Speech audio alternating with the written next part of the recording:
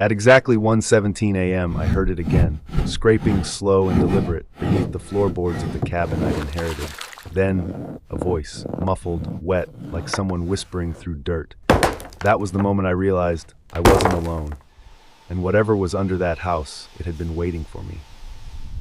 My name is Ryan. I never planned on coming back to Fairhollow, Colorado. The town barely shows up on a map, just a crumbling dot in the Rockies with more trees than people. But after my uncle passed last October, I inherited the cabin he'd lived in for nearly 30 years. A part of me wanted to just sign the papers and be done with it, but another part needed to see it for myself. So I packed a bag and told myself it would be one weekend, just long enough to clear out the place, meet with the lawyer, and get back to my apartment in Denver. The cabin sat in a hollow, surrounded by forest that pressed in from all sides. The kind of place where the silence is so thick, your thoughts feel loud. The gravel road leading in was barely a road at all, just two deep ruts in the dirt. By the time I arrived, the sun was bleeding out behind the ridge. I parked in the clearing, stepped out, and immediately regretted it. The place looked like it hadn't been touched in years. Sagging porch, warped shutters. The door creaked open before I even reached it, like the house had been waiting. Inside, the smell hit me like a memory I didn't want. Old pine, mothballs, and something damp, sour, almost alive. I stood there in the stillness listening. Nothing.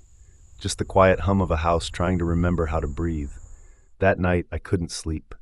The mattress was too soft, the air too still. And then I heard it, scraping. It started slow, deliberate, under the floorboards. I held my breath, every hair on my arms standing up. It wasn't the shuffle of mice or the scurry of a raccoon.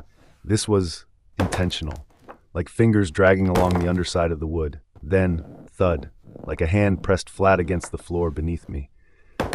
I stayed frozen, eyes locked on the ceiling, heart thundering in my chest. The sound repeated, scrape, pause, press, again and again. By the time morning came, I'd barely blinked. I tried to laugh it off in the daylight, told myself it was stress, grief, the house settling, but I couldn't shake it. Especially not when I walked past the old trapdoor in the kitchen floor, the one that led to the crawl space. It hadn't been touched in years, but now it looked like someone had moved it. The second night, I didn't even try to sleep. I sat on the edge of the bed with a flashlight in one hand and my phone in the other. No signal, of course. Just after midnight, the sound returned. Only this time, it was moving, scraping from one end of the room to the other. Then it stopped, right beneath my bed. I could feel the pressure in the planks. Then came the voice, muffled, wet, like someone whispering through a mouthful of dirt. I didn't wait. I grabbed my bag, bolted down the stairs just in time to hear the trapdoor in the kitchen creak open behind me. I didn't look. I couldn't. I hit the front door and ran into the woods, heart pounding so hard I thought it might burst. I crouched behind a pine tree, gasping, phone shaking in my hand.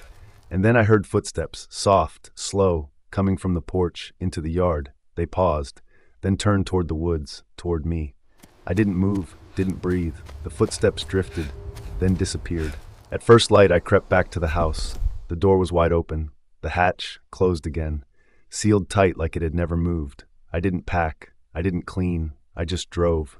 Windows down, music blaring, anything to drown out the sound of that voice. I signed the paperwork remotely. I never went back. And sometimes late at night, when everything goes quiet, I swear I still hear it. That slow, patient scrape, like it's still looking for me.